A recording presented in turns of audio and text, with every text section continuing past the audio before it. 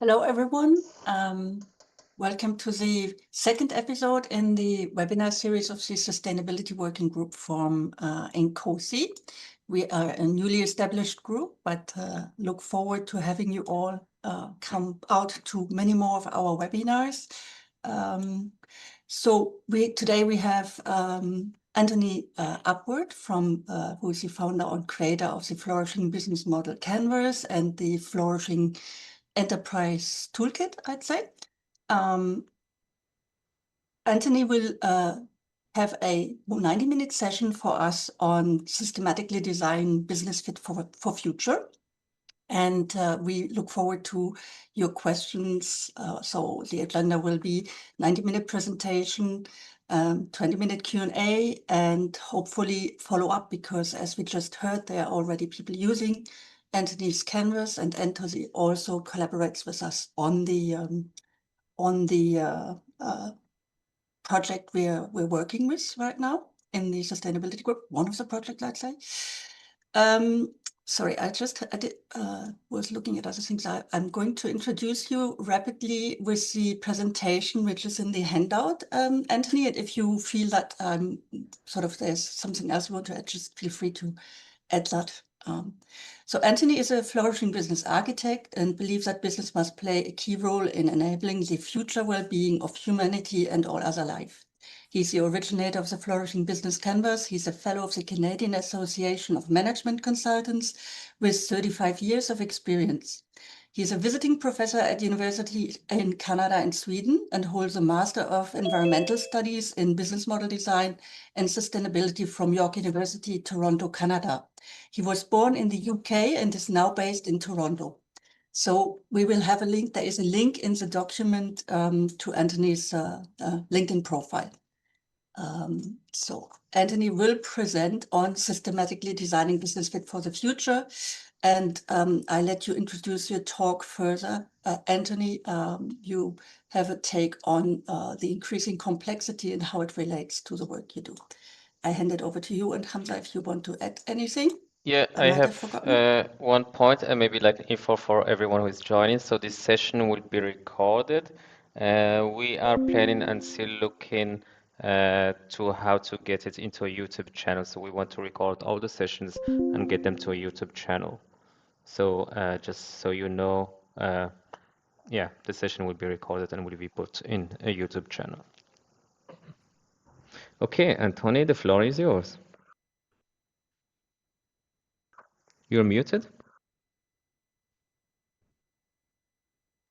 So hello, everybody. It's wonderful to be here. Thank you so much for the invitation, Hamza, and for making this happen, Kai. It's lovely to be connecting to this to Encosi and the Sustainability Working Group within Encosi. I'm a bit of a strange duck, I suspect, from an Encosi perspective.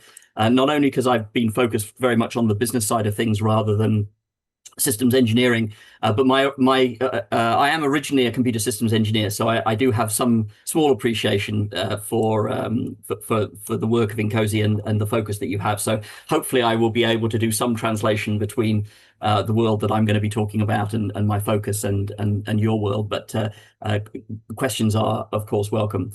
So one thing that we have recognized in the work that we do is that it's very important to recognize where we are, both from a social perspective and from a biophysical perspective. And so I invite you all, if you have such a thing in your place in the world, if you have an acknowledgement of your social privilege in Canada, our First Nations, of course, were the original people here, and so we need to recognize where we are in relation to that.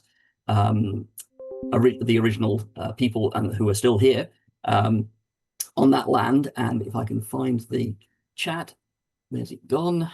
Do you want me to edit, or do you want to do one, or shall I do one? No, I will. I'm just going to put in. I'm just going to put in mine. Okay. And so, for those of you who've never seen a social acknowledgement or a land acknowledgement, that's my social one. And I also have a question for you on the biophysical side of things. Do you know what watershed you're in? since what we do in the world is very highly related to where we are in the world and the ecosystem services provided by the world, do you know which watershed you're in and which bioregion you're in?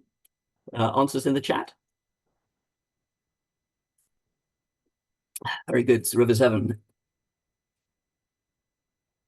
Anybody else?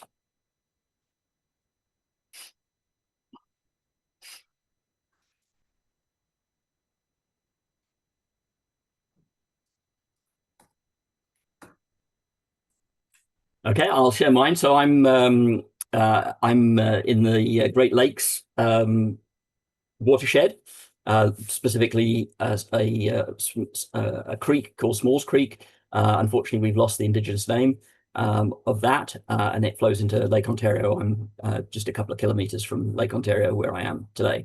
And then in terms of my bioregion and ecoregion, I'm part of the Interior Plateau and Southern Great Lakes Forests bioregion, and specifically the Lake Erie lowlands ecoregion. And I bring this all up because when we're thinking about flourishing, when we're designing businesses fit for the future, we need to be thinking about how do we enable flourishing in a very holistic way. And so starting to get used to thinking about questions of who are the first peoples in a place, which of course for many of you would be yourselves, and what are the ecosystem services in our place upon which we are reliant on, including our businesses. This practice that we have of when we start meetings is one way to start to familiarize yourself with those things and get used to thinking about these things. Okay, so what are we going to try and do today? So my objective today, and hopefully this is aligned with what will be useful for you, is to provoke interest and curiosity in INCOSE about the Flourishing Enterprise Innovation Toolkit, and I'll be explaining what that is in a moment. And that is in order to open doors to possibilities, so collaborations, research, education, and as Kai mentioned, we're already using the part of the toolkit, the canvas, in the Sustainable Together project, which is part of the Sustainable Working Group initiative within INCOSE. And Kai and Hamza can provide you with more information about that if you'd like to learn more. So agenda, so I noted we had 2 hours scheduled, so maybe I'm being a bit aggressive here. So 25 minutes, I'm going to introduce the canvas thereabouts, then we'll stop and have a Q&A just on the canvas. Then I'll introduce methods for the effective use of the canvas. Then we have, which is where we're going to introduce this idea of integrating business and sustainability factors via this method called backcasting against science-based principles. So there's 2 methods that we've developed. One's the Flourishing Enterprise Strategy Design method for the use of the canvas with established businesses, and one is the Flourishing Startup method for designing startups. And then we'll do a second Q&A, and then I've got a couple of conclusions and invitations to round us out at the end.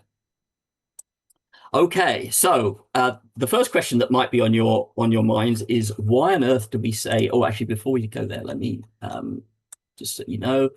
So I'm going to put into the chat the links, the basic set of links that will take you to all the information that I'm about to talk about. So why don't we talk about flourishing? And why don't we use the term sustainability? So ever since the Brundtland report, the Brundtland Commission report in 1987, Now Common Future, the word sustainability has come to dominate much of our public discourse when we talk about our collective future. However, sustainability does not evoke the kind of compelling vision for humanity's future that we need if we are to rise to the challenge of the challenges of our time, the unfolding polycrisis, or polycollapse, as some people would now say. We choose to refer to creating a flourishing future where we heal our relationship to each other and to Earth. Sustainability is the neutral point on the continuum between a horrifying future on the left and one worth living into on the right. So here are just a few of the markers of progress that we need to achieve along that continuum. And we believe that given the opportunity, virtually everyone would prefer that their work contributes to a flourishing future. So here's a number of markers, as I said, sustainable development in the middle. And what we're looking for with flourishing is to go well beyond sustainable development. Whoops, my slides are moving on by themselves. And to really focus on the objective of enabling the possibility for humans and all other life to flourish on our planet for generations to come. And that statement that I just made is actually from an MIT professor, John Ehrenfeld, who's one of the fathers of an systems engineering field called industrial ecology. That's where that comes from. And there's lots and lots of work going on around flourishing around the world in all different scales, from individuals up to at the public policy and global level. So that's why we say flourishing. We wanted something more positive, more attractive, more science-based than the political compromise that is sustainable development. Okay, so within that context, let's introduce the flourishing business canvas. So first of all, where are we coming from? So the old way we used to think about business models, and indeed sustainability, is that sustainability is the thing that happened here in the middle of these three intersecting circles. And this is the definition that most people will recognize for sustainable development. And the business model was always thought about as just in the economic circle. And there was a book published back in 2008 called Business Model Generation, where a tool called the Business Model Canvas was first released into the world. And in that book, they define a business model as a description of the rationale of how an organization captures, delivers, and captures value. Now, I put financially in brackets there because, of course, that's all they were interested in, but they don't actually admit that restriction on their own tool. They just make it as an assumption that nobody's interested in anything other than the economic aspects of a business model. So here's the business model canvas, 9 questions. And the idea here is if you answer these questions well, then you're likely to have a business model that will, at least in the short term, be financially viable. But as you can see, there is no other definition of success other than money. And the social and environmental aspects are completely missing. So what I did in the original research that I did during my graduate work was to challenge this assumption that all people were interested in was the economic aspect of business models. And so the first thing I had to do was go back to the science and say, what would science say about how the world is? And so what I discovered was that science would say that the environment is the container for everything, and the environment contains everything in society, and society co-creates the economy to help members of society better meet their needs. So this nested set of systems of interlocking, intersecting, interdependent systems is a science-based view of the reality that we live in. And of course, the environment is something that we are ultimately and intimately dependent upon moment to moment and over longer time periods. And that's, of course, true for us as individuals as well as for our organizations. So flourishing is something that happens across all 3 systems. You can't decouple flourishing and put it only in one of those systems. You have to have it going on all 3. And when we talk about business models, we're talking about business models, yes, from an economic context, but because we now understand that the economy is inside society, inside the environment, we're looking now at all 3 sets of systems and how the business model relates to that. So our definition of a business model is that it is a description of how an enterprise defines and achieves success over time. It's the story and the numbers, and we're looking at how the business model is socially beneficial, environmentally regenerative, and financially viable. It's not an or, it's an and we're looking at trying to integrate the outcome of those 3. We don't see this as a trade-off. This is an integrated approach. And there's a paper that myself and one of my colleagues published back in 2016, which has been cited almost 900 times now, which introduces the research behind the canvas. So when we were designing the Flourishing Business Canvas, what we stepped back and asked ourselves, like good systems designers, is what must it do? What requirements do we have for it? So the first thing is we need it to embed all the knowledge necessary to describe and design a business model. And that needs to be based on any combination of enterprise goals and stakeholder needs. So not just for a limited subset of those things, and not just from the perspective of shareholders, for example, or investors, but all stakeholders of an organization. And we need to think about it, the knowledge from a social, environmental, and economic perspective. So we need to embed all of that knowledge into the tool. Somehow we need to make all of that knowledge, which is a huge amount of knowledge from many, many disciplines, make that knowledge accessible via a shared language. We need to be able to describe the present and to design multiple futures. So we need to be able to use this tool to be able to describe, to capture an understanding of a business model as it is today and how we would desire it to be in the future. And then we need to have a tool that enables collaborative meaning and decision making, even though this is a significantly more complex. And some people are talking in the background. If somebody could mute them, that would be great. The next thing is that it needs to be visual and attractive. Sorry, there's somebody speaking in the background. I don't have the ability to mute. I can do that. Okay, thank you. It needs to be visual and attractive, otherwise people won't use it. And this, as you might imagine, is a pretty challenging design brief. So one of the things I'm always interested in talking to people about is, did we actually meet this design brief with the Flourishing Business Canvas? So I'll let you be the judges of whether we met it or not. So the proposal we have to meet those needs is the Flourishing Business Canvas. It's a holistic and integrated enterprise design tool.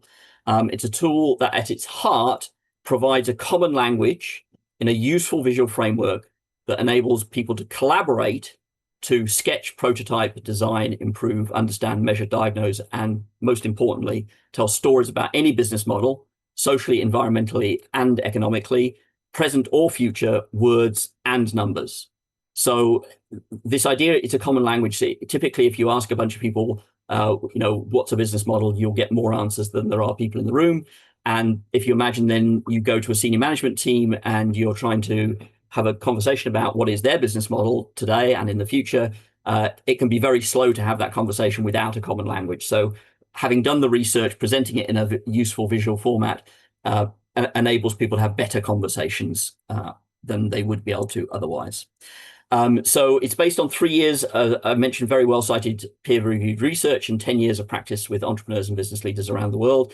And it's a systemic extension to Alex Osterwalder's research and practice, the very successful but profit-only focused business model canvas.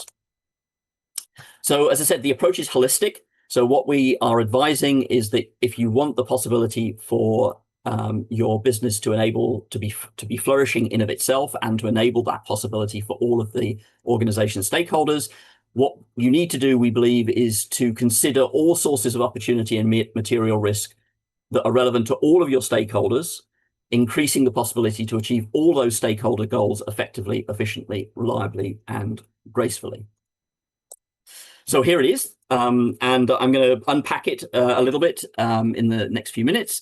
But as I said, it's a language for future fit enterprise design. There are 17 questions which the research suggests are necessary and sufficient to describe any business model from a social, environmental, or financial perspective, I should say, story in the numbers, present or future. You'll notice there's a Creative Commons license on the side of this slide. The Flourishing Business Canvas is available under a Creative Commons license without a commercial restriction, so you're free to use it commercially or non-commercially, however you would wish. We do, however, have a requirement that you don't make changes to it without talking to us, so it's not something that we allow people to remix without talking to us.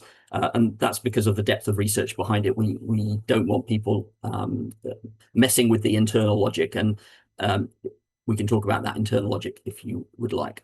So how is this a major systemic upgrade to the business model canvas? So the business model canvas has 9 questions. And as I said, those are focused on the historic factors that are believed to be required to create and capture short-term financial value. It's missing financially material factors that are relevant today because of the increasingly complex world. So we know that the mega forces of change, as KPMG would call them, things like climate change, income inequality, deforestation, urbanization, technology, are all massive sources of financial risk and financial opportunity. So even if you don't buy into the idea of flourishing, the existing business model canvas will systematically expose you to risks because it just doesn't ask the right questions. So the Flourishing Business Canvas has 17 questions, including all the original 9. So, all credit to Alex Osterwalder. He is the giant on whose shoulders I'm standing. he did a fantastic job in his research, in his PhD, which led to the business model canvas. However, what we've done is we've included now the necessary factors to assess material risks and all sources of innovation opportunity relevant today and tomorrow, and include those from a financial perspective, but also, of course, from a social and environmental perspective. So first thing to note about the Flourishing Business Canvas is that we have these three contexts, and you'll notice they're the same ones I introduced earlier: the environment containing society and society creating the economy. And we're bringing those onto the Flourishing Business Canvas to make sure that as we are talking about each of the questions on the canvas, we are talking about those questions within the full context for a business. So they're there to prompt, they're there to remind you that you need to think about all of the questions the canvas asks from all three perspectives. Now, you'll notice that the questions, which are the white areas like biophysical stocks and stakeholders, have different relationships to the context. So some, like the biophysical stocks and ecosystem services, only relate to the environmental context. There's no social or environmental context. Others, like stakeholders, relate to all three. So these are a nest. So when you see something in the economy sitting on top of the economy context, that means it also has a social and an environmental context as well that you need to consider. So the next thing is 17 questions is quite a lot. So from a design perspective, we needed to break or group those 17 questions into some buckets. Some of you may know of the balanced scorecard approach to strategic planning and measurement, performance measurement. So we actually used that to break up the questions into 4 perspectives. And those perspectives, starting on the right, are the people perspective. So that's who is involved in the business. The value perspective, which is what does the business do? The process perspective, which is how and where does the business do it? Silicon Valley would like us to believe everything's virtual and everything happens everywhere and nowhere. But in fact, I sleep in a bed, in a room, in a place. My food is grown in a field, which exists in a place. So where we do things is very, very important to the outcomes that we want to create. And lastly, there's the why perspective, the outcomes perspective, which talks about why does this business exist? What goals does it have? And then how does it determine whether or not it's meeting those goals? In other words, the costs and the benefits that it incurs. So you'll notice these shaded areas on the left and the right. And that's because, again, to think about context, which is a classic systems thinking idea, to ask what the context is of the system that you're interested in. The Flourishing Business Canvas has things that are unique to the business model of a particular organization, and those are the things between the shaded areas, including the cost, goals, and benefits. But then it also has on the right things that are common to everyone. So the actors that are around your organization are not only actors for you, they are also actors for every other organization in your place or in your market. That's the right-hand side. And then on the left, we've got everything that you also share with everybody. We all are in one environment.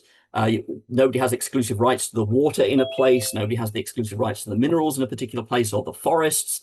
So there's all the output from ecosystem services like clean water or a regulated climate.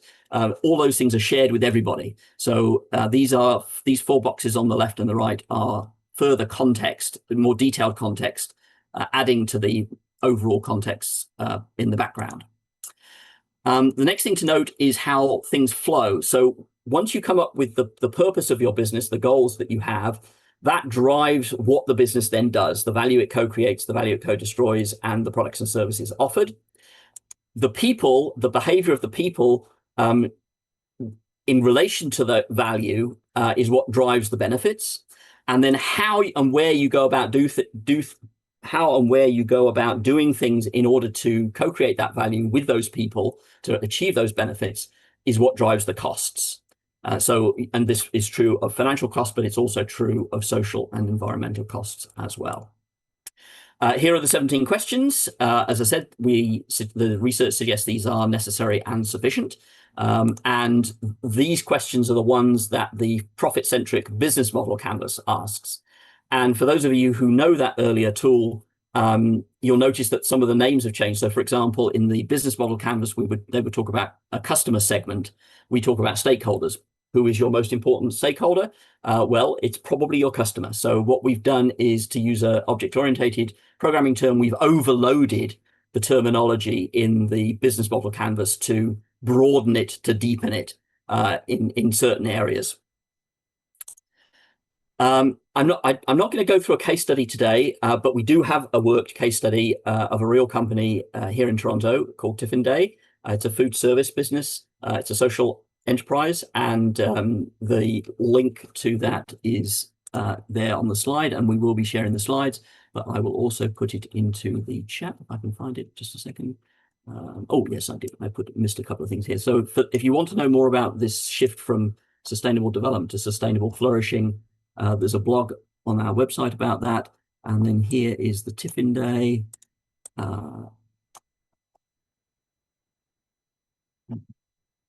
YouTube link. And if you want to know more about the research behind the canvas, then that's a link to the page on our website where you can go and read about the published peer-reviewed academic research. Okay, so key benefits of the Flourishing Business Canvas. As I said, it provides a common language for describing and designing flourishing enterprises, fit for a very different future that we now know for sure is coming. It's a common language for any combination of stakeholders and their goals that you, as the designers of the business, believe are relevant. It builds understanding of interconnections, the enterprise with society, the environment, and the economy. It enables broader, deeper, and richer conversations about all aspects of value co-creation and destruction. It provides context to enable stakeholder collaboration around their shared goals, informed by their values, enabling alignment on key decisions when starting an enterprise or transforming an existing business.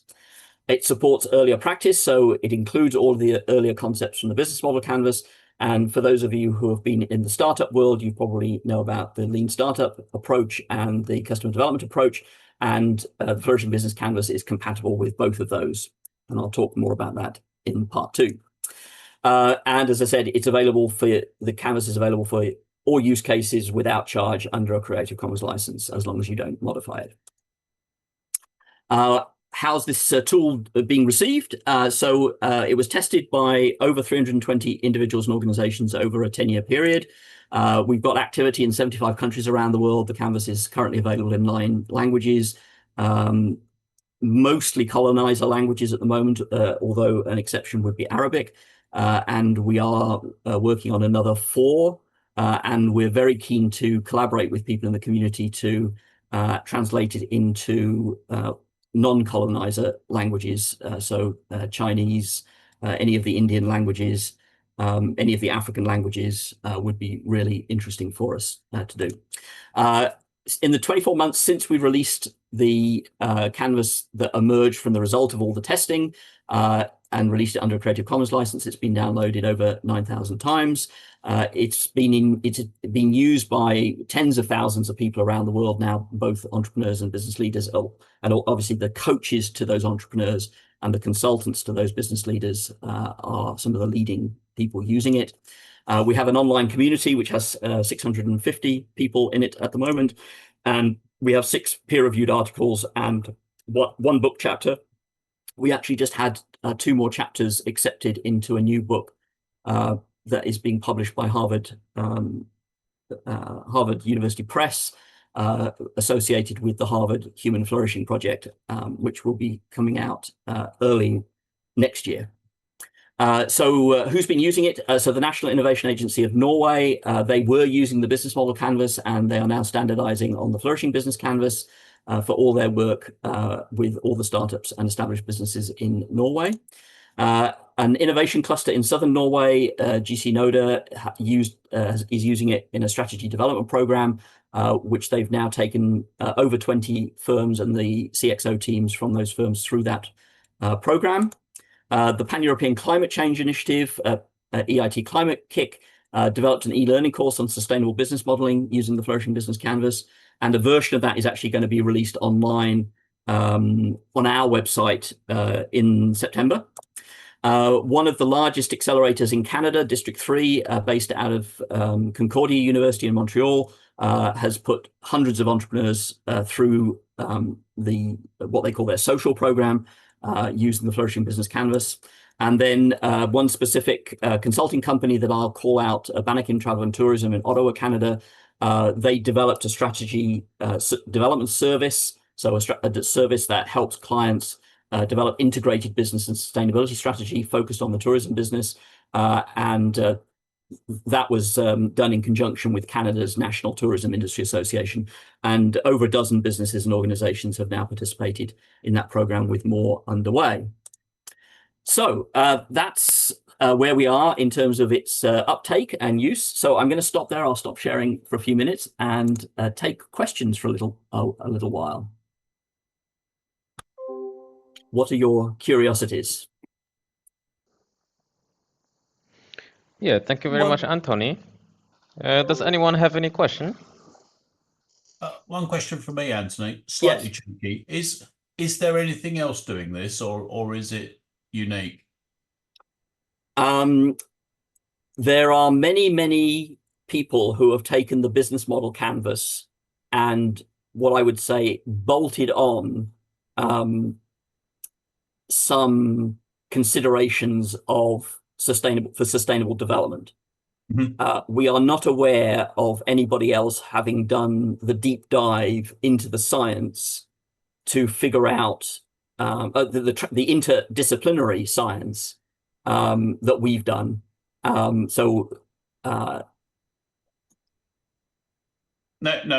Appreciate that, and so certainly, I should say that the Brundtland sort of triple deal, and then the who, what, why, when in system engineering, we recognize them as a technique. We tend to refer to it as Kipling's five serving men or something. Who, what, why, when, where, and very, very familiar viewpoints to systems audiences. Yeah.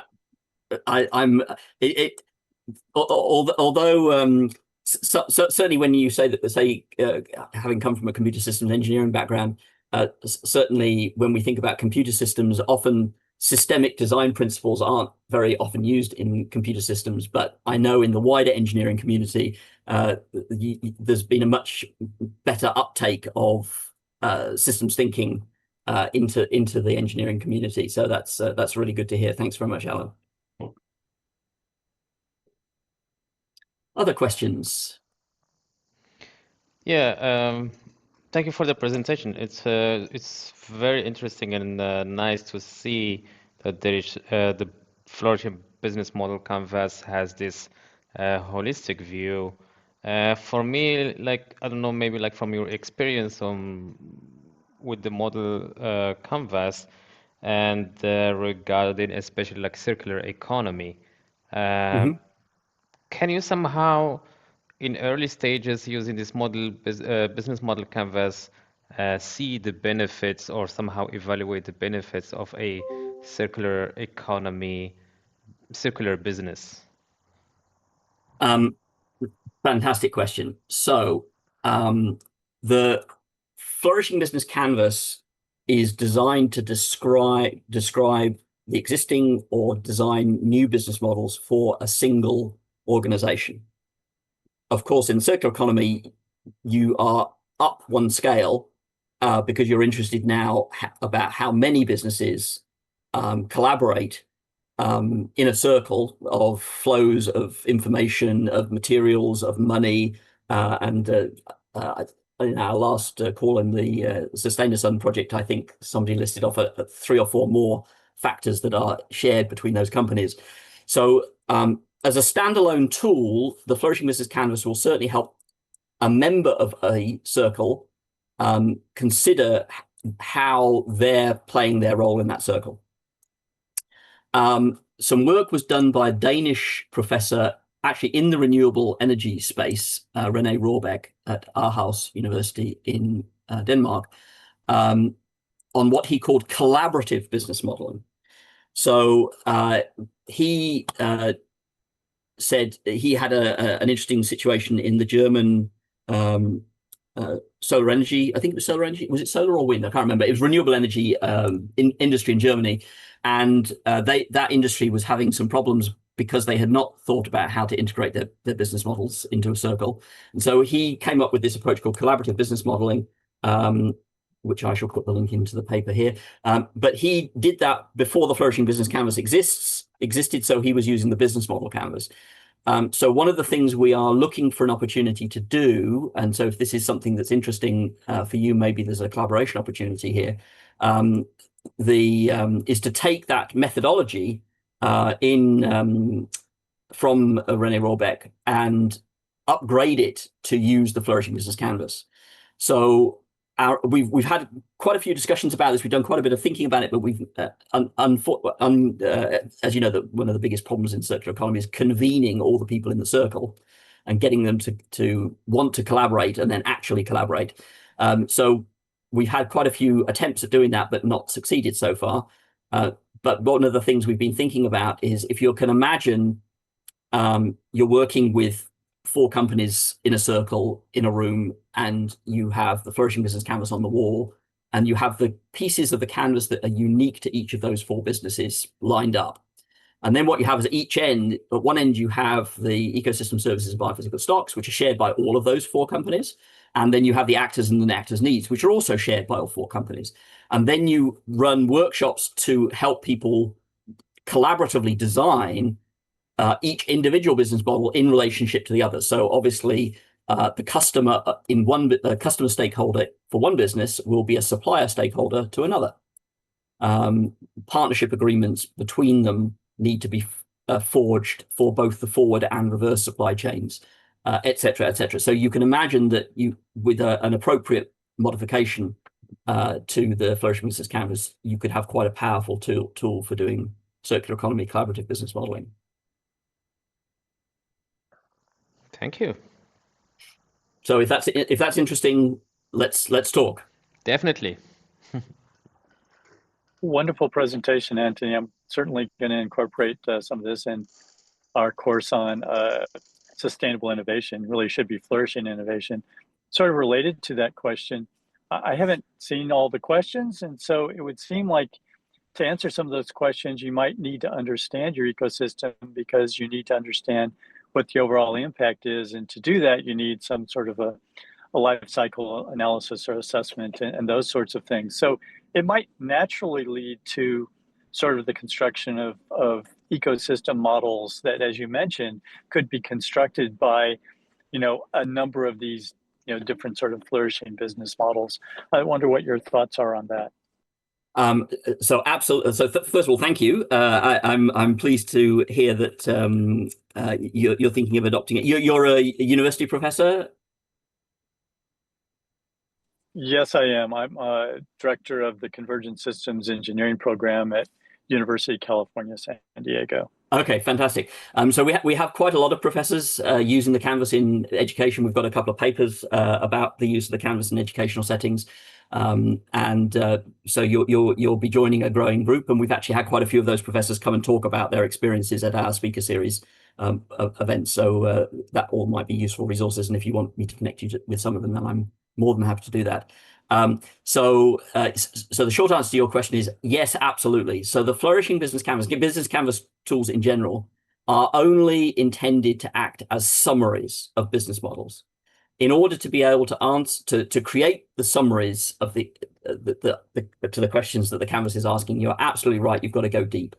And so every single question on the Canvas, there's a need to go and do research. It could be market research, could be ecological research, could be technical or technology research, in order that you can figure out what appropriate answers are to the questions that the Canvas asks. So yes, absolutely. In the processes to use, in the methods to use the Canvas, we can talk about this a little bit more, but there is definitely the need to go off and do deep dives. We have started a complementary tools catalog that helps people do those deep dives, but that's in the very early stages of development. So I'd be really, I know, for example, we don't have much there yet for flourishing product and service design deep dives, which obviously you've got to do in order to be able to figure out material requirements, costs, value co-creations, et cetera, et cetera. So yeah, absolutely, John. Correct. Yes. Kai, I think you had your hand up. Yes, it was more a comment or question. I mean, it's the initiative of the CEREC in Montreal, Centre d'études de recherche intersectorielle en économie circulaire.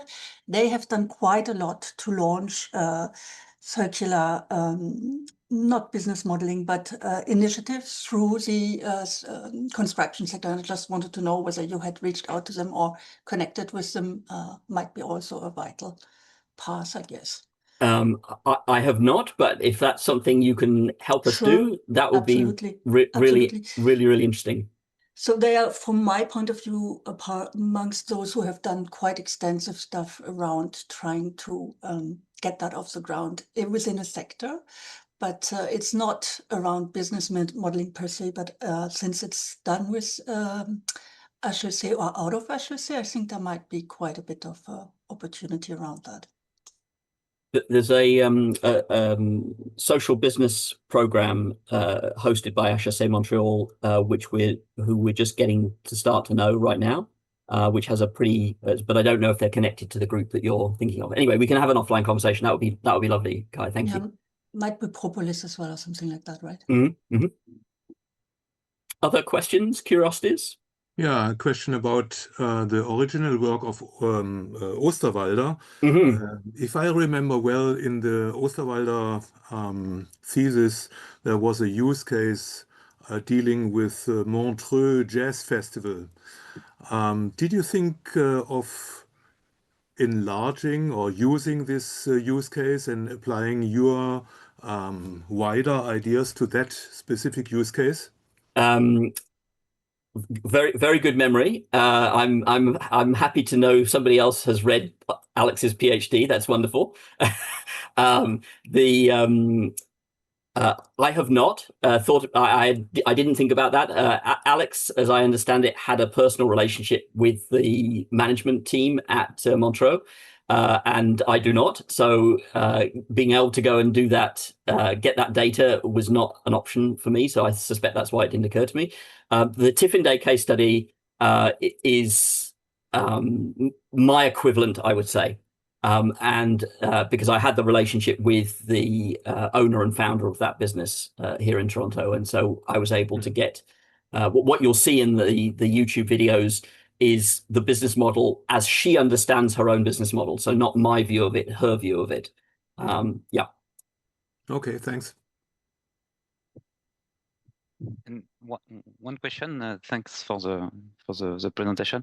Did you get the opportunity to see how it could map with new standards regarding circular economy, like the ISO 59000, all of these new standards that are pushing? I think this, when we look at the terminology, this system of interest aspects that you are describing, and I think there is also a dedicated standard on the measurement of circularity, the review of the business model implementation, the value network, etc. So how does this new standard fits into the framework? We have not done a formal assessment of the how the Flourishing Business Canvas supports and enables those standards to be operationalized. If that's something you'd be interested in doing, I'd be interested in talking to you.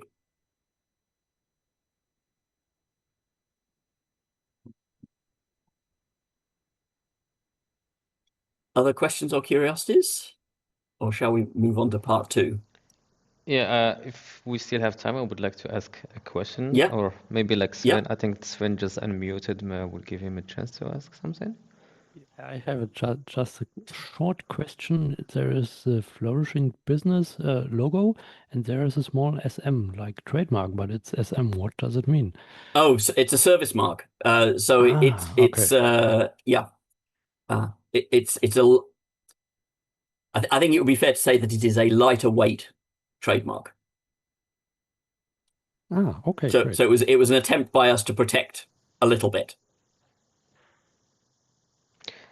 Yeah, I have a question. So I still didn't have the chance to dive in the specific questions of the canvas, and since it's called flourishing, so from what I understand, flourishing means like to have a positive impact on the environment or on the society.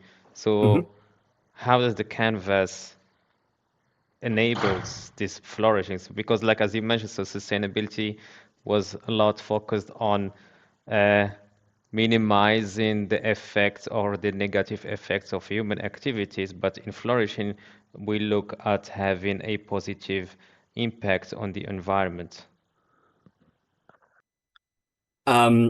Great question. So a two-part answer. So the first answer is there is nothing on the canvas that guarantees that the business that you design using it will enable the possibility for flourishing, either for itself or for its stakeholders. Just like with the business model canvas, there's nothing on the canvas itself, on the business model canvas, that guarantees you'll have a profitable business. It's all in how you answer the questions. What the research said, though, was that these are the questions that you need to answer well to have that possibility. So these are the topics which are necessary and sufficient to describe a business that enables the possibility for itself and its stakeholders to flourish. It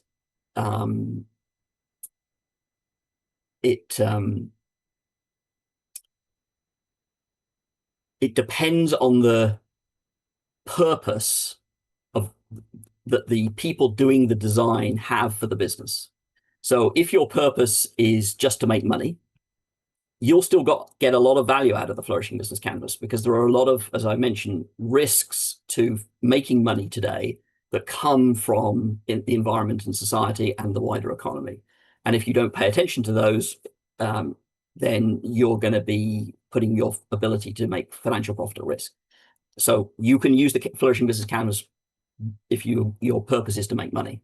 But at the other end of the spectrum, you could say, my purpose is to have this business over time enable the possibility to flourish for itself and for all of its stakeholders to flourish, in which case you will answer the questions differently. We already have short videos that describe each box on the canvas on our YouTube channel, and we have a reference document, the interactive guide you can download for free from the website, which introduces the questions in some detail and starts to talk about what good answers might be to the questions. But we are working on a comprehensive reference material to which we've tentatively called the Good Answer Guide, which would actually provide advice based on that. We'll come back to that a little bit later on. The Future Fit Business Benchmark is an interim and very useful way of thinking about it. So we'll come back to that. Does that help? Okay, perfect. Great, thank you. All right, so maybe we'll move on. So let me share my screen again. So part 2. So if the canvas is so, why does that always do that? When you go into slideshow mode, it turns off the list of participants and the screen so you can see everybody, and it drives me completely bananas. I don't know why it does that. Anyway, I can no longer see any of you. Can I hang on a second, please? Oh yes, there you are. It hides it. Okay, so if the canvas is so amazing and wonderful, why do we need this thing called the toolkit? Why do we need this these other things? So tools like canvases are great. You know, hammers are great, screwdrivers are great, all good stuff. But tools aren't very useful unless you, if you don't also have related and complementary tools, a nail set, a countersink drill, methods, knowledge how to use the tools, how to build a chair, for example. Design principles, what does a great chair look like? Patterns, generalized examples of the ideal results, and case studies. You need all of these things in order to really help make a tool useful. And we need to note that tools are both tangible and social technologies. So there's a practice element to how the tool is used, which emerges out of the social sphere and the social use of the tool. So our conclusion was, after we developed the canvas, was that if we want to enable leaders to co-design their enterprise's business model, we need a comprehensive toolkit of tools and methods for innovating towards sustainable flourishing. And that's where the idea of the toolkit comes from. So the toolkit is for all organizational leaders and innovators. We aim for it to be a fit for the 21st century systemic design toolkit to enable leaders to close their innovation gaps, to enable sustainable flourishing, to enable innovators to apply the latest science, ethics, and traditional wisdoms effectively, efficiently, and gracefully. And the canvas itself, of course, is part of the toolkit, and as I said, available under a Creative Commons license. So what is in this toolkit? So the first thing is we've got the science, we've got our best ethical and human rights frameworks, we have our humanity's deep indigenous wisdoms from around the world, some of which have been lost, some of which are in recovery, some of which have never been, are still very much in the here and now. And all of those things are going to go into the toolkit somehow. So how do we do it? First of all, we need a tool. So that's the Flourishing Business Canvas. We then need design principles. And for the moment, we're using something called the Future Fit Business Design Principles. I'll talk more about those in a moment. We need methods for the effective use of the tool while applying the principles. We need case studies and patterns. And these are all the elements that go into the Flourishing Enterprise Innovation Toolkit. So currently 1 tool, 2 methods, the canvas, which captures business model designs that integrate social, environmental, and financial aspects. For established enterprises, we've got a method for the design of new strategies to realize sustainable flourishing over time. And for startups, for the design of an enterprise's initial business model with a view to ultimately realizing sustainable flourishing over time. In the future, there's many other things we plan to add to the toolkit. I won't go through these right now, but if you want to learn more, there's more on our website. So let's just step back a minute and think about modeling. What are we, which is the process of creating useful models. So why do we model? Why do we create models? So we create models to learn about whether or not what the model is about is useful. So we create a blueprint for a building in order to learn whether or not that design of that building is going to be fit for purpose, whether it's going to be useful for the intended purposes for that building. And models themselves, of course, aren't reality. They capture your current collective understanding, and that's important. It's a shared, models are shared. They are a way of people getting together and coming up with a shared understanding of something. And of course, as George Box says, all models are wrong. Some models are useful. Models are wrong because they're not reality. So there's always compromise when you create a model. And with apologies to former President Dwight D. Eisenhower, the model itself really isn't that important. It's the process of modeling that is everything. So what's the overall process for business modeling? What's the overall learning process that we go through? So we start with the world and the nested set of systems in the world, the economy, society, environment, and stakeholders of a business undertake what we call discovery and uncovery research, and they also do validation and testing research in, with, and from the world. And then they need to capture all the knowledge that they have gained from all of that learning. And that's where a business model can be very helpful. It integrates all of the factors necessary to think about what you're going to have to do to have a successful business. And so the stakeholders work together to capture a shared understanding using the canvas about what they've learned through research and evidence that they've gathered to support their hypotheses and assumptions. Of course, if you're designing something, it's all about hypotheses and assumptions. And then you use the business model to collectively identify those hypotheses and assumptions, and you go back into the world and validate to the best of your ability that your model is actually useful. So, for example, if you've hypothesized that certain people will be interested in being your customers, based on your understanding of market research. Then you might want to go back out into the world once you've identified those people, where they are, age, demographic, the problem or the need that they have, and actually go and try and find some of those people and share a prototype of your product or service with them and get them to give you feedback. And so this is the applying the scientific method to this learning journey. So lean startup was the method the approach that originated this idea of applying the scientific method. So we got this figure of 8 going on between the world and the model through the stakeholders. So by following this learning process, you can accelerate and deepen your ability to be innovative, closing your innovation gaps faster and more comprehensively. And obviously, it's way cheaper to model than it is to actually try and build a business for real and then discover that you've made assumptions and that just aren't valid, aren't useful in the world. So the idea of this modeling process and this testing process is to try and speed things up, reduce the amount of effort you have to put in, reduce the risk to you as a business leader or entrepreneur. So how have we historically gone about doing planning and strategy? So historically, the way we used to go about it was by thinking about 2 challenges when we were designing business models. The first was we have to realize our near-term goals, like being profitable. And at the same time, so near-term would be 12 months away, 24 months away. So we have to have a business model that will do something that the current business doesn't do. And at the same time, we have to be able to survive. So we got this tension. We can't, the classic example is Kodak. So Kodak focused so much on surviving today that they forgot that they also needed to think about the near-term changes that were happening in their market.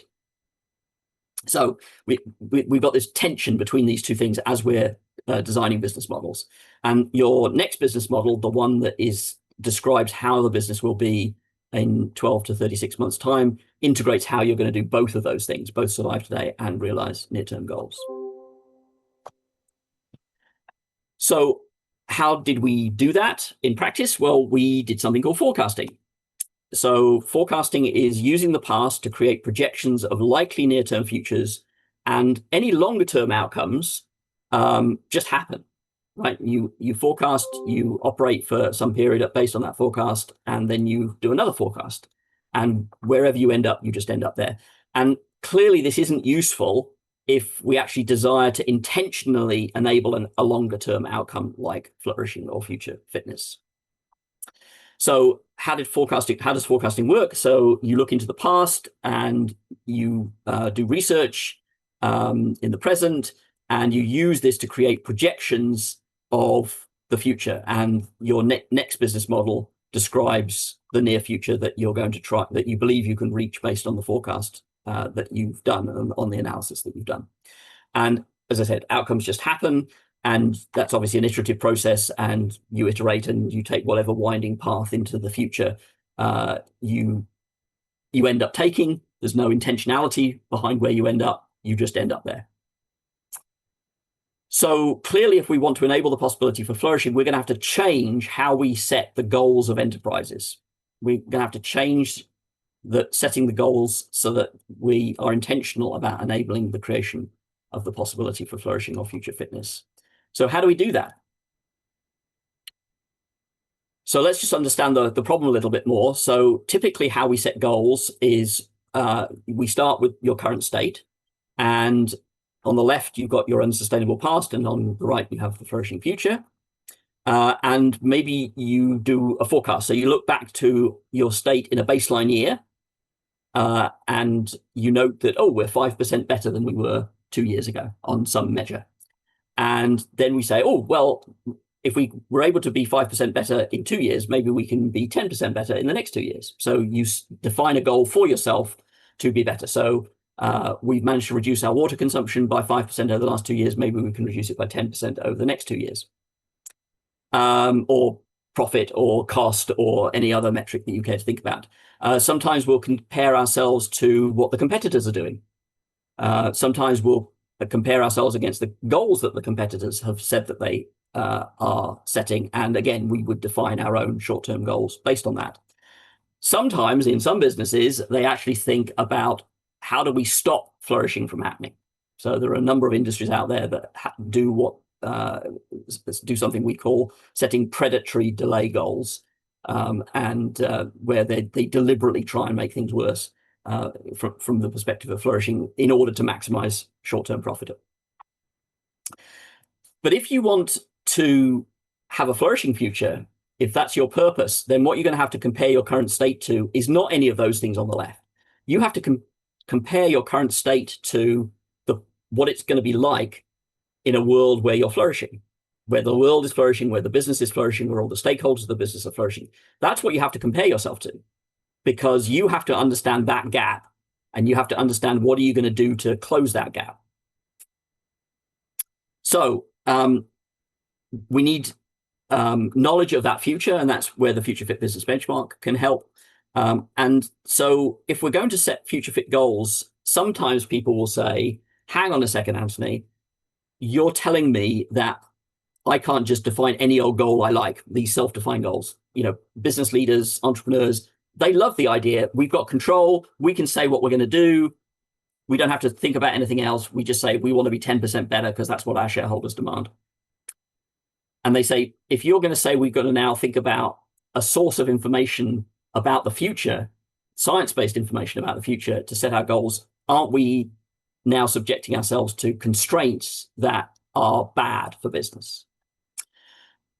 What we've learned is that constraints is actually what enables learning and innovation. So we can imagine any future we like. They could be possible futures, impossible futures. They could be desirable or undesirable. The values that we hold and the design principles we choose determine whether or not we'll imagine futures and choose purposes that are feasible, i.e. futures that are possible, likely, and desirable. And so learners and innovators enable their unlimited creativity to imagine improved futures by constraining those futures by design principles they choose based on their values. So the classic non-business example of this is any artist. If the artist has no constraint, if they have not yet chosen the medium in which they operate, clay, paper, canvas, marble, etc., or a performance space, if they have not yet chosen their tools, paintbrushes, oil paints, water-based paints, clay, a wheel, hands, all of those things, they can't create. It's not until they have a frame around the canvas, that they've got the block of marble in front of them, the lump of clay in their hands. That constraint is what enables their creativity to happen. And so we believe that this is true in business as well, that by thinking about the constraints of a flourishing future, it will actually increase the amount of innovation and creativity that people bring to the table, not decrease it. And I'm going to be very interested in the Q&A to see if this resonates with you as systems engineers, because my sense is you're always operating against constraints, and that's actually what it's all about. So if we don't constrain our future stories by principles informed by our scientific knowledge, humanity's deep indigenous wisdoms, and our values, then it's likely our future business model designs will not be possible, likely, or desirable, so they'll be highly risky, and they'll be full of unintended consequences for ourselves and others, which of course is exactly what happens today. People don't think about these things. They set short-term self-defined goals. They don't think about what the science says is required to have the possibility for flourishing. And guess what? We have massive unintended consequences emerging from all of our businesses, creating much of the impetus to the poly collapse. So what are the requirements for a new approach? Now we've got to balance three things. We've got to realize long-term purposes now. If we don't have long-term purposes, if we don't say we want to enable the possibility for flourishing, or at least cause less harm, then we aren't going to cause less harm. We aren't going to achieve those goals.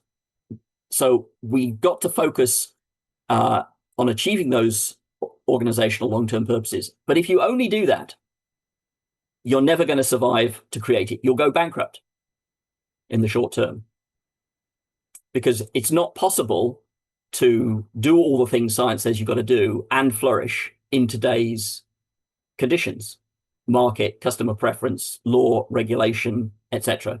You can't do it. So you've still got to survive today. So we've got to design not only to be achieved long-term purposes, but also to survive today. So you've got to be sufficiently viable today. But if I only focus on surviving today, I will never contribute to realizing my long-term purposes. So the opposite is also true. And last but not least, we've got to do no harm on the journey. So as we're working at being surviving today and moving towards long-term purposes, that journey, we've got to try and do it in a way that doesn't make our global challenges even worse. And what we've observed is that business models integrate how you intend to do all three of these things. So with that understanding of the challenge, what are the requirements for a new strategy and planning approach? So what we need is an approach to strategy and planning that doesn't start with looking into the past, but starts with the end in mind, starts with the objective, starts with the purpose, and then proactively explores what a feasible long-term future looks like. And that's very different from historical planning approaches where goals are near-term, incremental, set by yourself. Now we have science and indigenous wisdom tradition-informed descriptions of what is feasible, and hence creative constraints on long-term enterprise purposes and associated goals. So once you've done that, once you've looked at the end in mind, then the next step is you need to come back to the present and explore how the enterprise can proactively move towards those long-term goals in the near term, while at the same time remaining viable and doing no harm. So we've got this two-step process. We need to go into the future, then we need to come back to the present and think about near term. So this is very different from forecasting. So luckily, there's an approach out there already, originated in the mid-1980s, which is called backcasting, which does exactly those two steps. And some researchers and practitioners in Sweden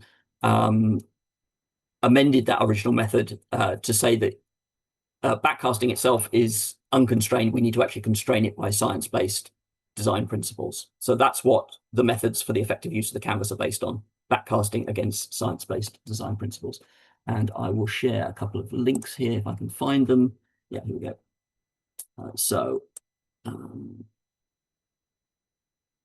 Here we go in the chat.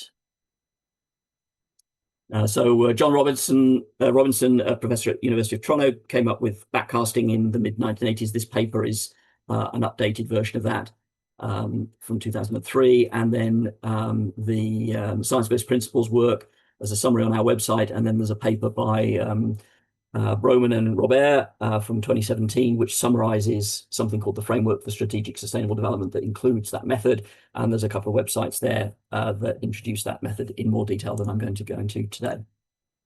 So what does this backcasting against science-based principles approach look like? So we start with the present, looking to the near term and the future. We've got a procedure we call ABCD, and it's an iterative process. So this is not something you do once and forget, because each time you go through this iteration, you're going to learn stuff. The world will change. You will have to adapt. And your ideas about the values you hold about what a good, right, and proper future will change because our values change. Think about the amount of social change around values that has been even in the last 10 or 20 years. It's absolutely enormous. So things change. So we've got to accommodate for that. So you start with step A. By coming up with an inspiring vision for the business. And you creatively constrain that inspiring vision by the organization's purpose. Is it just to make money? Is it to enable the possibility for flourishing or something in between? And you also constrain it by the science-based future fit design principles, which I'll talk more about in a moment. Then you come back to the present and you say, where am I today? And how does that current state compare to the inspiring vision? What's the gap? Then you create solutions, possible intermediate steps to get you from the present to the future. And of course, there's many ways you could do that. From a technology perspective, from a product perspective, from a service perspective, from a business model perspective, loads and loads of possible innovation approaches. And of course, as you get further and further into the future, the unknown unknowns get bigger. And so you then need to start thinking about, how am I going to surface those unknown unknowns so they become known unknowns? And then what am I going to do to turn them into knowns? So I actually have solutions. So if I've got a product, as the solar panel example, I'm a little out of touch with exactly where the state of the art is on this, but I know a few years ago it was true that people did not know how to create a solar cell that you could remanufacture, that you could take the solar cell after its life expired and put it back into its original components and then make another cell that was as good as the one that you had taken apart. So that requires research to do that. But knowing that that's where we're trying to get to, which is what the science says we have to get to, gives you a research project that your R&D department could go after in the near term. Then the idea is that you choose legs on the journey to the future by selecting from all the possibilities using some prioritizing questions. So that includes questions like, does the next step align with our values? Will it actually allow us to realize the possibility for flourishing? Does it go in the right direction? Is it flexible? The future is unknowable. The future changes. So we don't want to box ourselves in if we can possibly help it. We want to open up possibility as we go into the future. And last but not least, is it a good return on investment? Because the short term matters. We have to, and we need to be able to fund all the changes that we need to move towards that inspiring vision. So from a business model perspective, that means we've got to have 3 business models. So here's A, B, C, D. In the future, we're going to need a business model that describes the business as it will exist in the world where flourishing is happening, where flourishing is a possibility. Then, and that's creatively constrained by the Future Fit business benchmark, cause no harm and positive pursuit goals. Then we have to come back to the present and we have to describe how the business is today. So that's another business model. And now, for those of you who were in the workshop that I ran a couple of weeks ago now, you understand why the date at the top of the canvas is so critical, because we need more than one business model. And the business model is a point in time. It's not a thing that describes how things change over time. It's how things will be at a point in time. So we start with future, then we go to now, and then we need a next business model, something for the near term, something that's 12 to 36 months away, something that we can proactively move towards that will improve our short-term viability, ideally, and take practical steps to moving us towards the long term. And then you implement and then operate that next business model, and that creates impact in the world by the enterprise on its journey to its inspiring future vision while remaining viable and doing no harm, ideally. And so these are the 3 business models required to enact the ABCD backcasting against science-based principles approach. And as I said, this is iterative. Once you've done this once you've, 12, 24, 36 months into the future, you've actually operationally, your next business model has become your now business model. Then you have to do it all again, because the future's changed, the world's changed, technology's changed, values have changed. So you need to go through the same ABCD process again.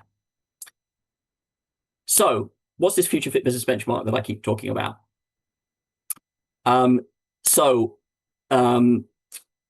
The same gentleman, Karl-Henrik Robert, and his team in Sweden, who adapted John Robinson's work on backcasting, also came up with the answer to the question, what do we really need to do to have a truly sustainable world, a world that can keep going forever and generate the possibility for flourishing?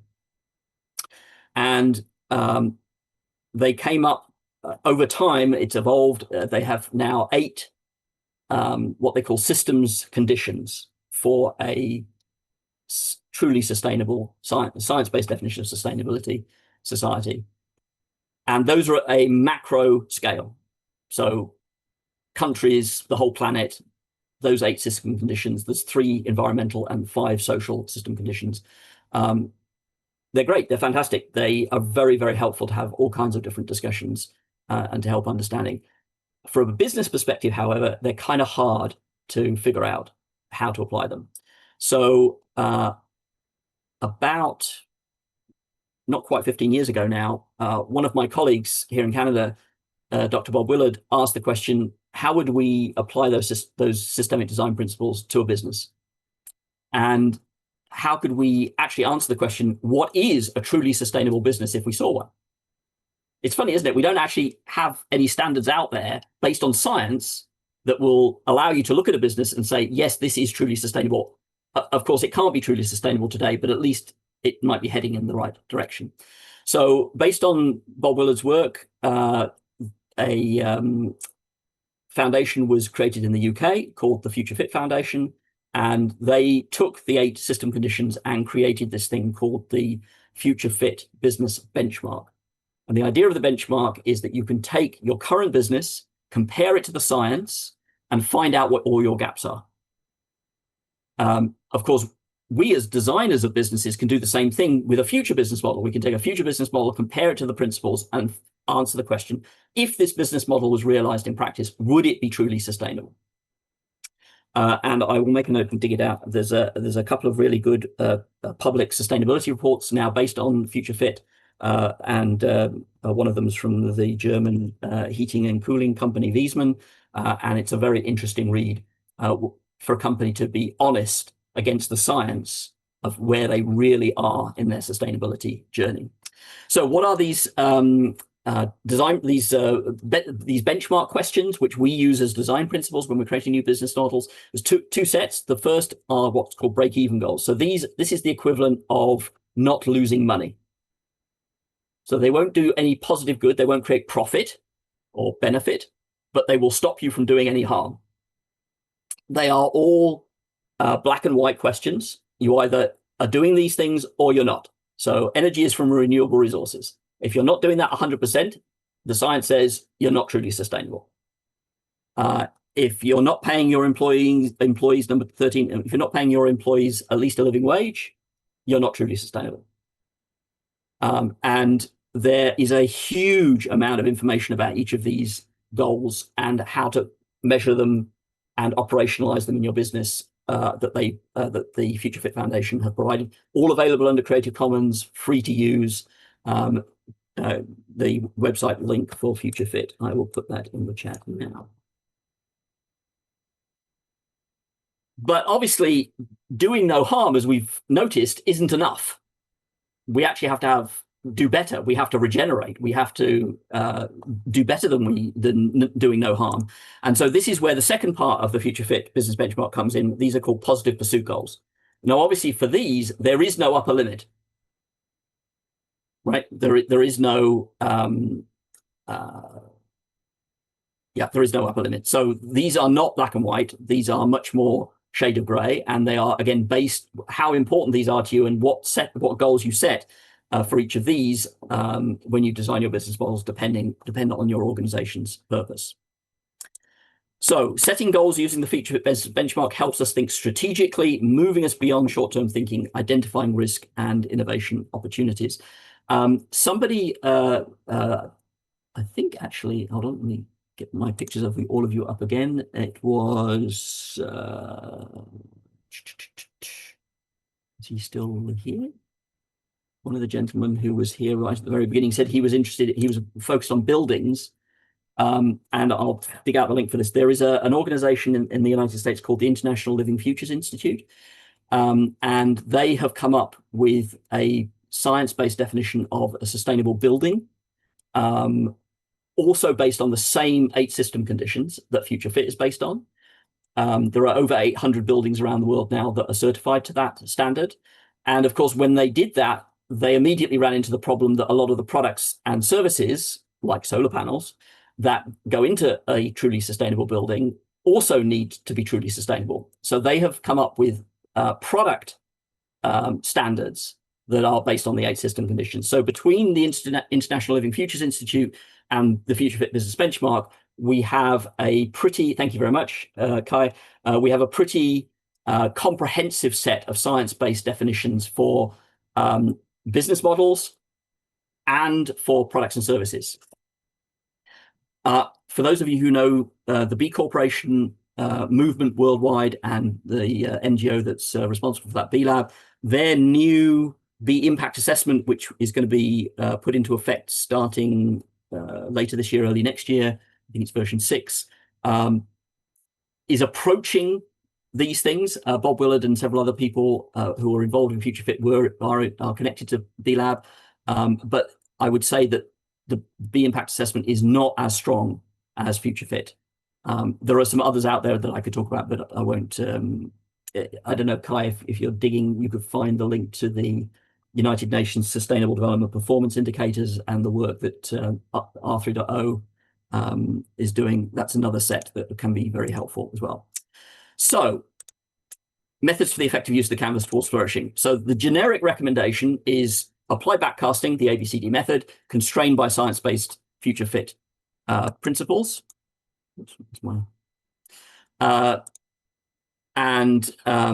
For established enterprises, we have the Flourishing Enterprise Strategy Design Method.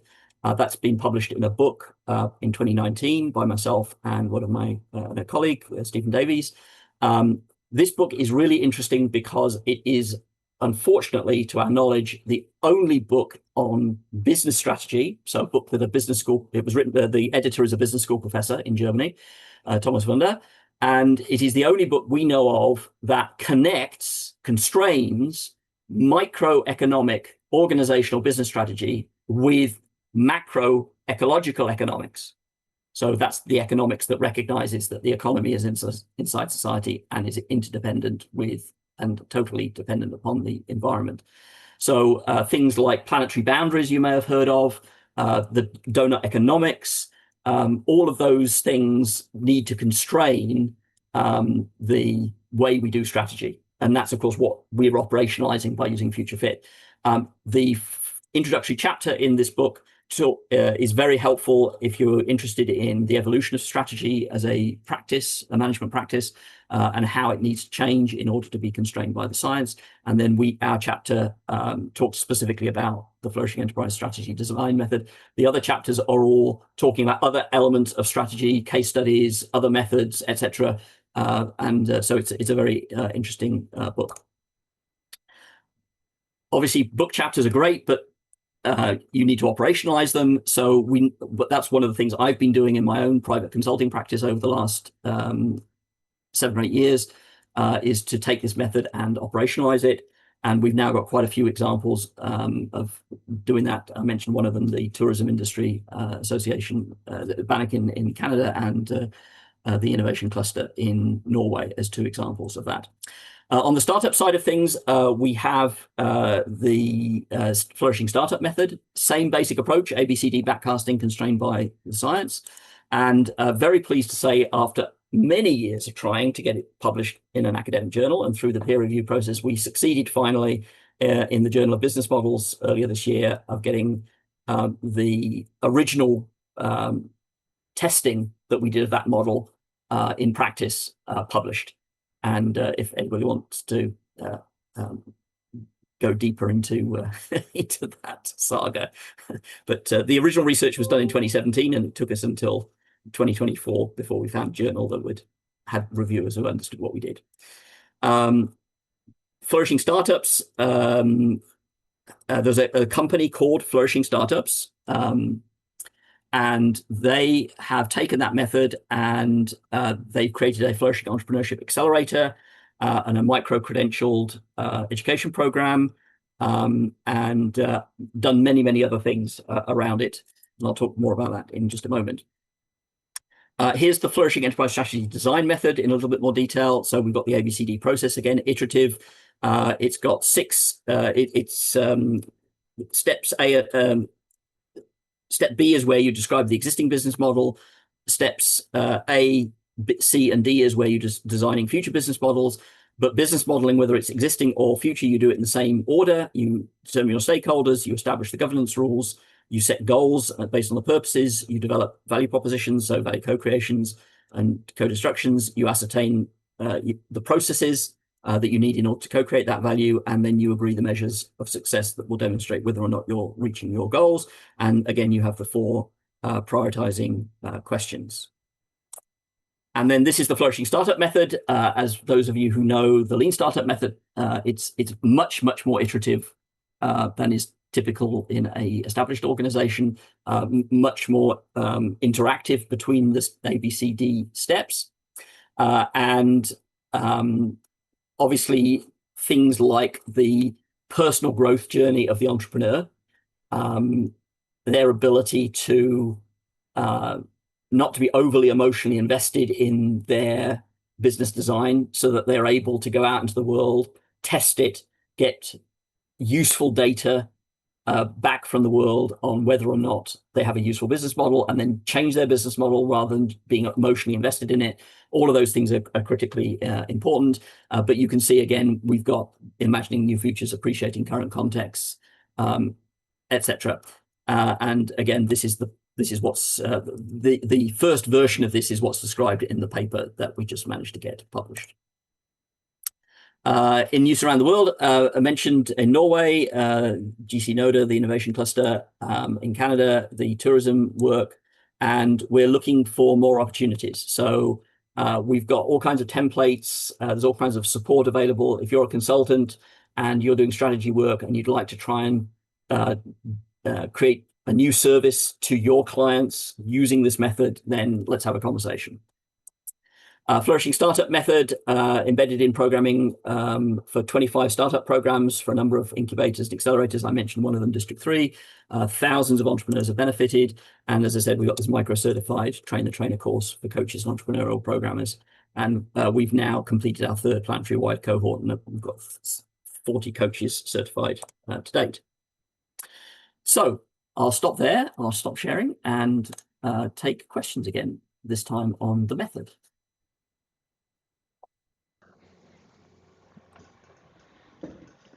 Well, great presentation, Antony. Maybe we can do a short applause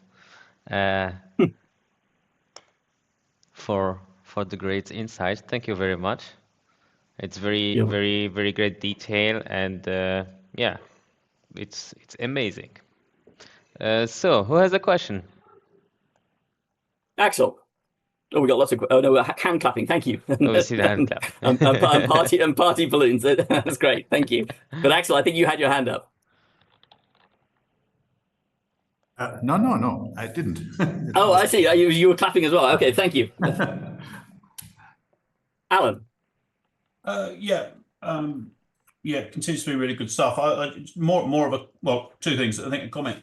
You're absolutely backing up your earlier statement that, if you like, this is underpinned with, if you like, research and science rather than a nice picture I drew. And I think, as you can tell, you've got an audience who appreciates being able to read behind things. Yes. And some, yeah, obviously there's awareness of some of the stuff before. I think that's sort of right up our street. Two comments from me. Your mention of future fit is interesting because there's been a fairly disastrous local NHS transformation of hospitals in Shropshire under the heading of future fit, and I wonder whether it was inspired by those methods or not. I will find out. But I don't think so. The term future fit has been used by a few people in a few different contexts. I don't believe. Not your method, but the science-based, the 8 goals and that. I know someone close enough to it who may be able to answer that question. Okay, I mean, okay, all right. Yeah, the other thing, just a bit more general, going through my mind is that how do we connect this to system engineering? What there's an overlap to some extent, I'm sure. And there's probably interfaces. It will be interesting in the medium term to explore how this method relates, I guess, to the more specific systems engineering delivery of things. I'm sure there's a relationship. It will be an interesting thought experiment for the sort of well, obviously we say, well, this is a really great method. It's really useful. I bet there's some plumbing between the two in some way, or an overlay or an overlap. don't know what other people are thinking. Absolutely, there is. You know, the design of products, the design of facilities, which I think are key elements of what members of Incosi do professionally, are totally integrated into the business model, and the business model is totally integrated into them. Absolutely. We have done, there was a PhD student in Belgium who did some absolutely fascinating research on how do you do product design, the process of product design, when you're starting to think about these types of purposes and goals. Yeah. We've not had a chance to pull that forward yet, but we imagine that at some point the toolkit will contain a product and service design method that is science-based, and I imagine that could be an area that all of you might be interested in contributing to. I think you're right. And as you say, system engineers, we might be working on product or service or organization. It gets quite general and soft at the edges, but you're right, there could well be some interesting discussion that could help lead to something concrete. Yeah, contribute to something concrete. Yeah, yeah. Absolutely. And I should say that the business model for the not-for-profit that is stewarding all of this work, so that's the Flourishing Enterprise Collab, is its business model for the development of the toolkit is to create things with the community. So the Flourishing Startup Method, for example, and the company Flourishing Startups is a member of the toolkit community, and they were the ones who went off and did that work. And then the collab then said, this is so critical, let's bring it inside the toolkit and make it a part of the toolkit. And so if there was interest in collaborating on a flourishing product design method or flourishing service design method, then I would propose that we would take a similar approach. Brilliant. Thanks. Yeah.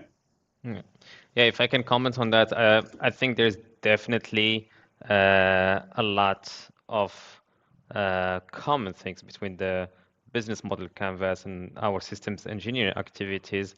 So I don't know really any work that's worked on integrating the business model canvas with the systems engineering activity, but this is definitely one of the first topics that we want to look at.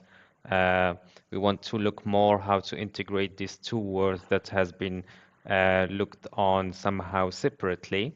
And also the business model canvas addresses the enterprise architecture, or what we call also the system of systems. Or when we also talk about the ecosystems, or especially in circular economy, we don't have only one company, we have several companies working together that build ecosystem to generate all this value.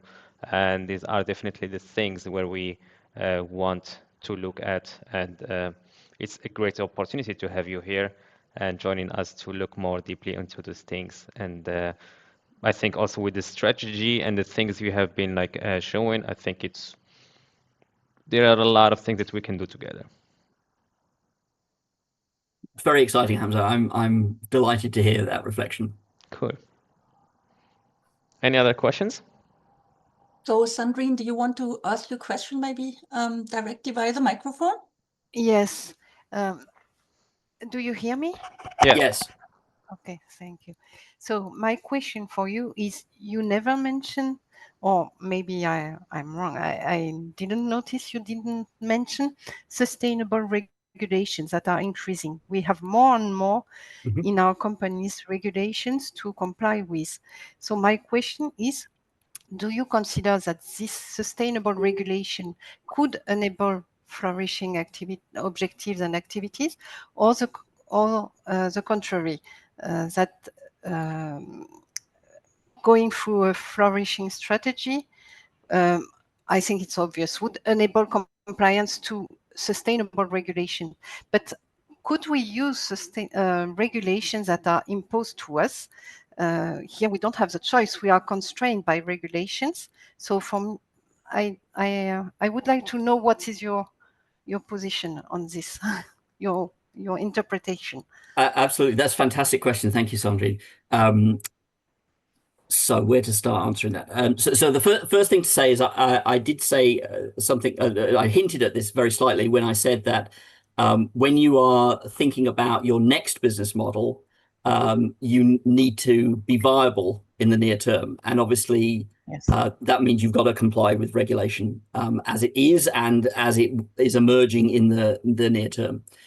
I think the next thing I want to say is in many cases, I will go as far as saying in the majority of cases, regulations are political compromises. They are not based on the science, or maybe they were originally influenced by the science, or the science highlighted a need for regulation, but the ultimate result is, by the very nature of regulations coming out of government, are an inherently political process. So one of the, again, it doesn't always happen, but one of the things that very often happens is a company with a leading edge solution to a particular environmental problem will go to the regulator and say, you need to change the regulation to make it mandatory that a solution like ours, they don't say, of course, it has to be theirs, but it has to be like theirs, is required in order to comply with the regulation. And that's called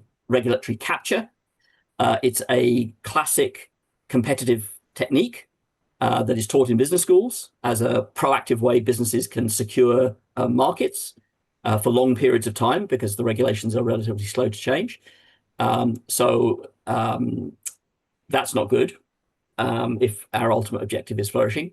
So how could, given those challenges with regulations, how could regulation be used as a as part of the levers to system change? I believe it can, but what it requires is that organizations, when they set the objective, their objective to enable the possibility for flourishing over time, they ask what regulatory environment will be required aligned with the science, and then go and, through their industry associations, so non-competitive forums, maybe bringing in other elements of civil society, go lobby for appropriate regulations. And, you know, an example where this has happened or is happening is in extended producer responsibility related regulation, where it was clear that the take, make, waste mode of operating, where companies said that as soon as they sold something, it was no longer their concern, was not compatible with science. I think you could argue it's not morally or ethically good either.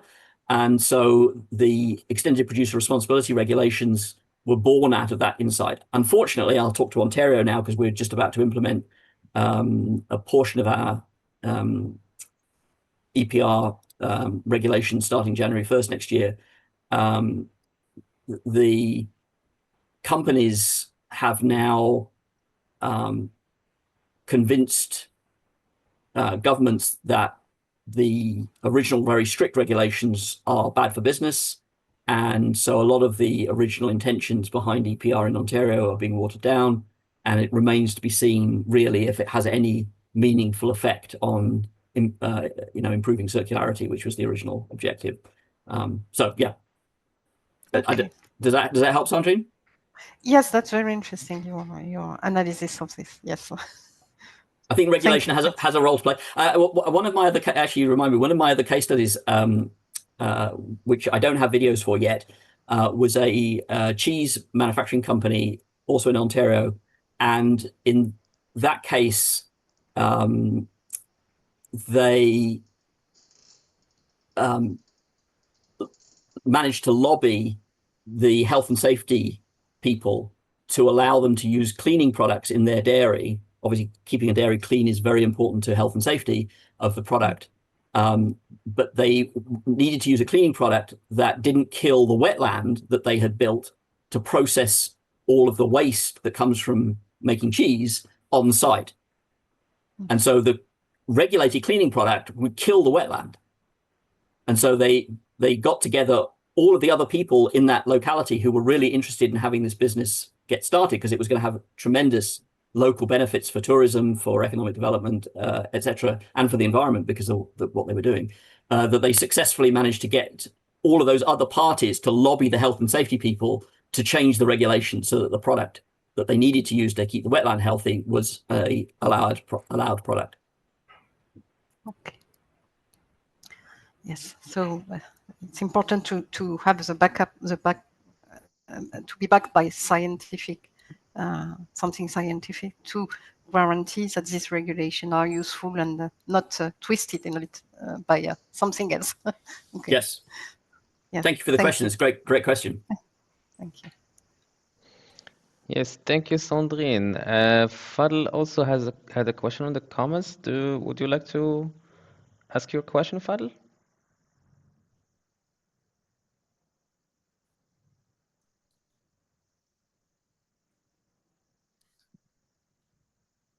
We can't hear you. I was just to ask how these design principles are actually used practically. Are they applied as requirements to the business solutions that you're developing from current state to future state, or are they applied directly as part of the design process? Just thinking about if you like, the different processes we have. We've got the requirements process, stakeholder needs, requirements definition, and then you've got the architecture definition, design definition. Do you use the design principles throughout all of those? Do you use it only during the design definition phase? Just trying to understand what process you apply that to. Thank you. So the short answer is everywhere. Slightly more detail. So first of all, at the very start of requirements, you've got to ask the normative question about what the purpose is. You know, based on your values of what's good, right, and proper, what's the purpose of whatever it is you're designing? And so if you then say the purpose of this thing or this business is to enable the possibility for flourishing over time, then that says that your requirements must include a requirement for the thing you're designing to be compliant with the science of that you need to comply with in order to create that outcome and meet that purpose. And then from there, it just cascades through the other steps. Okay, thank you.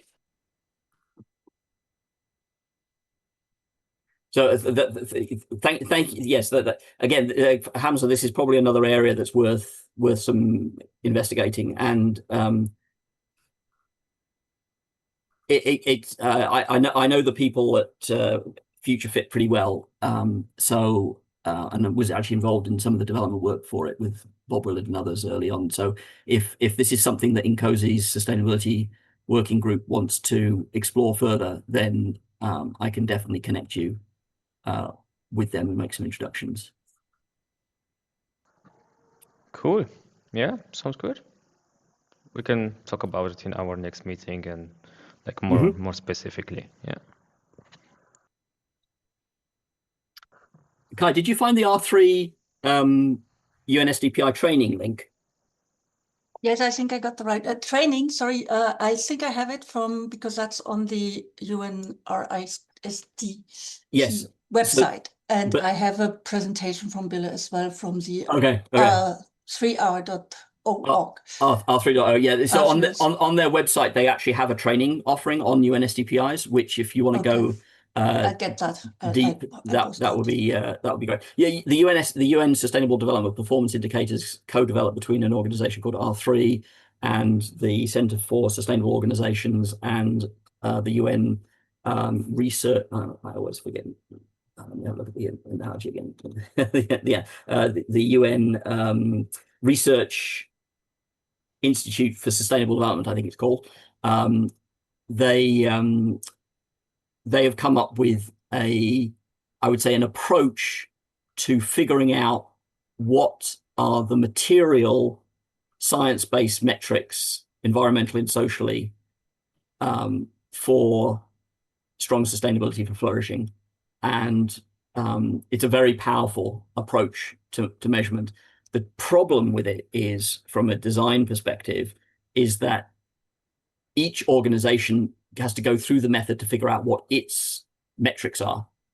I mean, there are some recommendations and such like, but you still basically have to do the work yourself. And as a design, when you're doing design work, you really can't afford to go off and do that type of work, particularly as an entrepreneur. So Future Fit has the advantage that it actually has predefined what the metrics are and what the goals need to be based on the science. And so that's why we, from a design perspective, prefer to use Future Fit rather than the UNSDPIs. But the UNSDPIs are also science-based, also very powerful.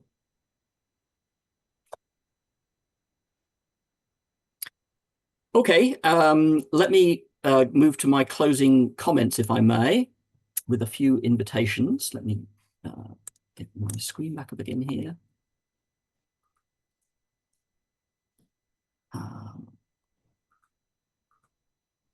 So obviously these are in addition to the ones that we've uncovered as we were talking, and I'll put the links that I'm about to share in the chat again now. So first of all is read the book chapter on Flourishing Enterprise Strategy Design Method. A word to the wise, if you haven't used Sci-Hub, that will allow you to get access to this for free. And don't tell Springer that I said that. Consider how you might help your existing clients redesign their strategy to go beyond sustainability to flourishing. And if you want to explore that, then please reach out to me and I'd be happy to have a conversation with you about it. On the Flourishing Startup Method, my colleague in Montreal, Ondine Hoggaboom, who co-founded Flourishing Startups with me, has a 90-minute introduction to the Flourishing Startup Method that she gives once a month. She has just released the dates for the sessions in the fall. So click on that link. Did I put that link in the chat, actually? No, I think I failed to do that. Let me get it off the screen here. No, I can't. No.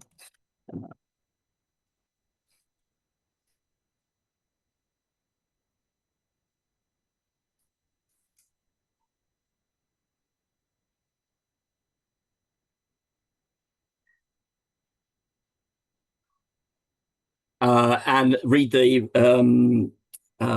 paper if you want to learn more about the origins of the method and how it evolved. The Journal of Business Models is an open access journal, so that you can download for free directly from their website. And again, if you're interested in figuring out how to apply the Flourishing Startup Method in your work with startups and entrepreneurial entrepreneurs or clients who advise such people like entrepreneurial coaches, then please contact me again, and I will connect you with Ondine or whatever's an appropriate next step. Please join our community. The Flourishing Business community is on Mighty Networks community. About 650 people there right now. So it's a planetary-wide peer community of change makers, opportunity to meet new people doing similar work, opportunity to get results from applying the toolkit. And if you become a full paid member, then there's exclusive content that's not available on our website. It is free to join the community. There's a lobby that we have that gives you basic access and allows you to talk to everybody, ask questions, and then full access is €100 a year, or 100 Canadian dollars, or $100 US.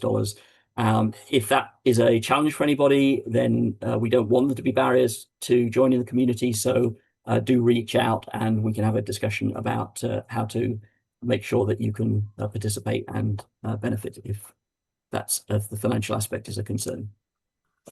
I'd also like to invite you to our next community event on September the 9th. We try to meet the second Tuesday of every month at 1500 UTC during the summertime and 1600 UTC during the wintertime after the clocks have changed. This is our 22nd event. This one is particularly about some folks in our community who translated the canvas into Czech and have been using it in workshops in the Czech Republic. And they're going to tell the story about that. If you want to go and the registration, that bit.ly link won't work yet. That will work starting early August. If you go to our website, you can sign up for the mailing list, you'll get notified and you'll be able to sign up. All the past events that we've had are in our blog. And if you want to access the slides and the video from past events, then that's accessible to paying members of the community. So it's a toolkit for innovators everywhere trying to do good to do well. Notice the preposition there. It's not and do well. It's not or do well. It's not doing well and doing some good, or doing well and doing less harm. It's doing good to do well. Oops. It's a toolkit to intentionally create enterprises that are socially beneficial, environmentally regenerative, and financially viable. And there are methods in the toolkit to apply science-based principles provided by the Future Fit Business Benchmark to ensure that our future business models are possible, likely, and desirable. And to join us, please join the community. And this was a presentation of the not-for-profit that is building a community to bring the canvas and the toolkit to the world, the Flourishing Enterprise Collab. We have a board of directors. You can see who that is on our website. And the board has decided that after 12 years since the original research was completed, and all the testing we've done and all the things we've achieved, now is the time for us to seek funding to scale in a much more dramatic way. And so all the board members are currently reaching out to their networks to start conversations. None of us have ever done this before. We don't know what we don't know. So we're looking for opportunities to have discussions with anybody who might be able to help us and advise us. If anybody would like to learn more about that, let me put the link to we've developed a brochure that gives all the information we think might be interesting. And the brochure is there. So if anybody would like to learn more, and if anybody would like to reach out to myself or the head of the board of directors, Bernd Herbert, then we would be absolutely thrilled to have any conversations with anybody about this topic. Thank you for your attention. This has been amazing, and I loved all of your questions. Thank you. And we've got 2 minutes left, 3 minutes left. So any final thoughts or curiosities that I can help with? I would like to thank you very much, Antony, for your dedication, this fantastic presentation to all of us. I guess because so many of us are still vitally engaged in this, it is really hitting a nerve, and I'm really looking forward to see how we can bring this forward together. So up to Hamza to close us out, and thank you for your time from my part and everybody else, because I think that was really, really insightful. Happy to stick around for a few minutes if anybody has any questions that they want to ask me in a smaller group. Yeah. Yeah, from my side also, thank you very much, and thank you also for joining the Sustainability Working Group. I think there are lots of synergies. I think there has been a gap between the business perspective, the business model perspective, and the systems engineering, and I think there are a lot of synergies there that we can that are also very beneficial for customers and so on, because it addresses directly the economical perspective and how to create value and so on. Yeah. Do we have any questions? Just Hamza, just echoing your thanks to Antony. So I think it's been really interesting and educational, and I'm sure that even without doing anything jointly, I think what you've made available will be interesting and will probably be picked up by INCOSE members who spot it for themselves, for their organizations, for their customers, as Hamza mentioned. So I guess one thing clearly we can do to contribute to the sort of upscaling is promote it because it's good through our networks and channels. I think that you can sort of assume that comes for free. But yeah, I think as Hamza mentioned, that it feels like there's a number of potential lines of inquiry of looking at how this relates to what we're doing, how we can learn from this. Is there something we can do to make it more obvious to people how this relates and provides a context for successful systems engineering, there could be something we do jointly that doesn't have to be really wordy, but can help people see how this the one can inform the other and vice versa. Absolutely. Really good, but thanks very much. You're welcome. Alan, just say again, the social enterprise that you've already used the canvas with, what was the focus of it again? It's a canal restoration. Oh, canal restoration. That's right. Yeah. Thank you. Yeah. And if you ping me, I can tell you more about that. Okay. So one thing that occurs to me. So thank you for the generous offers of promoting and building awareness. That's absolutely amazing. Encourage people to join the community so that you can share your knowledge and ask questions. That's what the community is there to do. Not sure it's how far into the future this will be, but one of the things we do with the community is when we find people using it and they got some interesting experiences, good or bad, we want them to come and share it with the rest of the community. So that's what our speaker series is about. So, Hamza, let's put on the radar the idea that once the Sustain a Sun project has gone a little further, maybe it would be relevant to have some of the members of that working group come and talk at the Flourishing Business Community speaker series. That maybe could be cross-promoted back into Incozy to support the wider use of the canvas. And Alan, if you would be interested in presenting on the work you've been doing, particularly with this canal restoration, not for social enterprise, then again, I'll make a note of it in my list of prospective speakers, and I'll reach out when I've got slots, and we can negotiate that time. Definitely. People who know me well find it hard to stop me talking about both canals and system engineering. So this will be like the perfect opportunity. But yeah, no, thank you. You're welcome. Thank you. Axel, you're unmuted. Does this mean you have a question? No, it's just I'm in a quiet room. Very good. Okay. Just a quick question, John Wade. I know you were asking earlier. So really delighted we've got someone from the west coast of the States on, sort of broadening it. It feels like the early info was quite interesting to yourself. If you're still on, John. Yeah, I think this is really wonderful. The program that we have was started about 15, 20 years ago by Hal Sorensen. And the reason it was started, he was in charge of developing a defense system, a national defense system with MITRE. And he said, we had like the best systems engineers in the world. We really did. And it was a complete and utter failure. And he came to the conclusion that it was a complete and utter failure, not because of the systems engineering practice, but because of the larger issues, the enterprise issues that drive lots of these things, which systems engineers are generally not educated in. It's usually go find the requirements. You have talk to stakeholders, they give you the requirements, and then away you go. And so often it's appropriate when you have an acquisition-based type of a product or service where it's been defined for you and this is what you need to do. And then the systems engineers go to town and do, their decomposition and so on and so forth.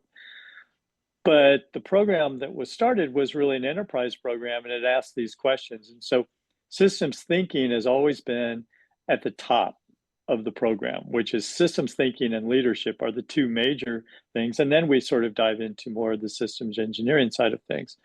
And I think, over the last couple decades, the sustainability side of things is flourishing has become really the most important thing. And so a couple years ago, I introduced sustainability to the program, and we sort of talked about it with the donut model and those sorts of things, and sort of said, you need the economics in order to survive, but in reality, it should be the environment is the thing that we all live within.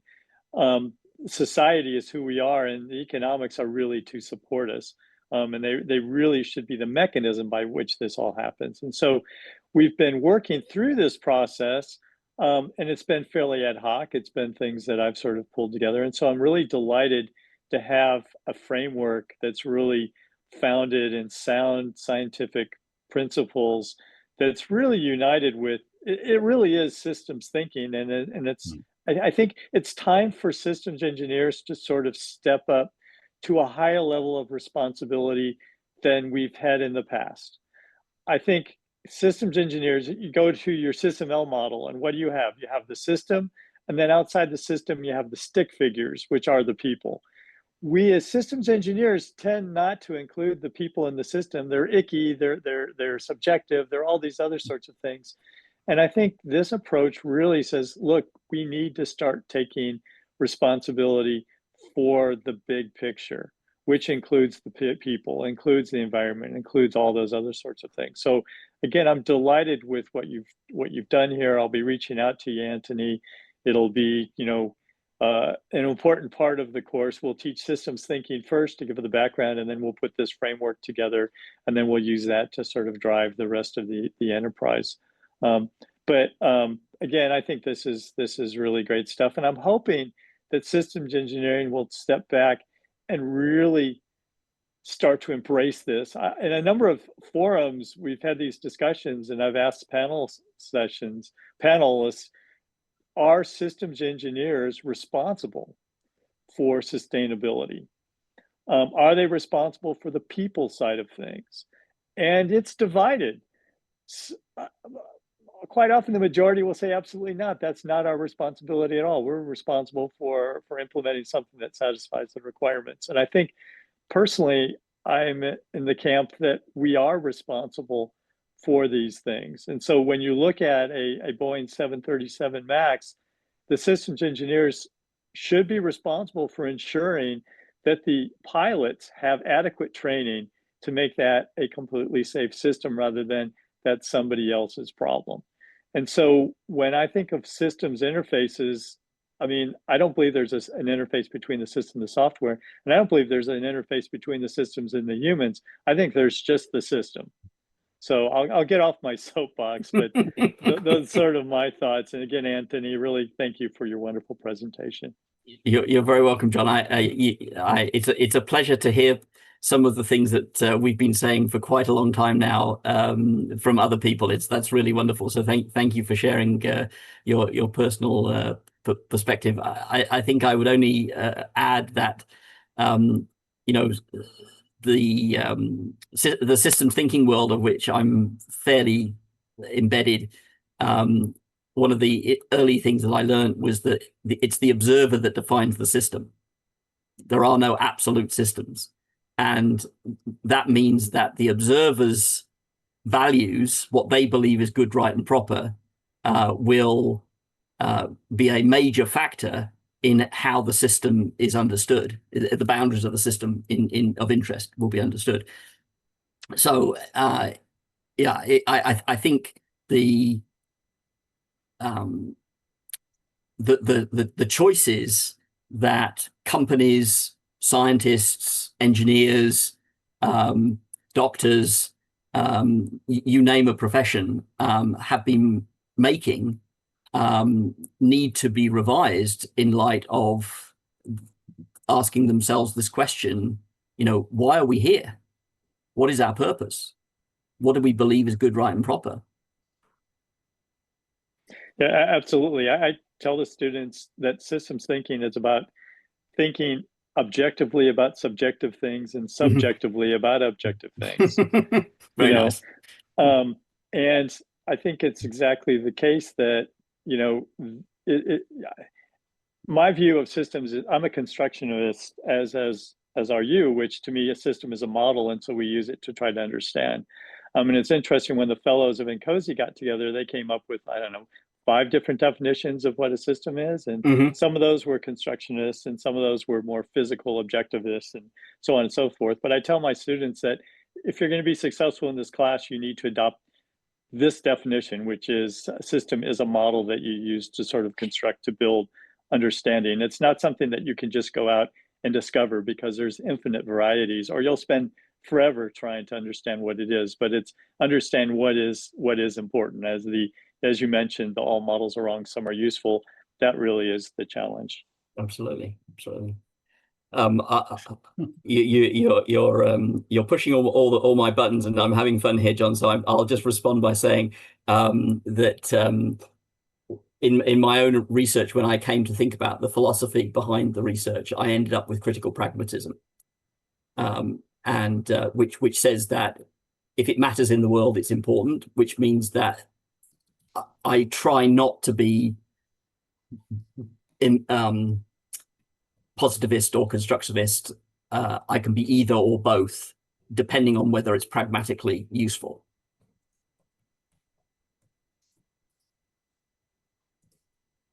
Exactly. So, thanks for that. You're welcome. Good piece of American philosophical tradition. No, so it's some really exciting conversation there, and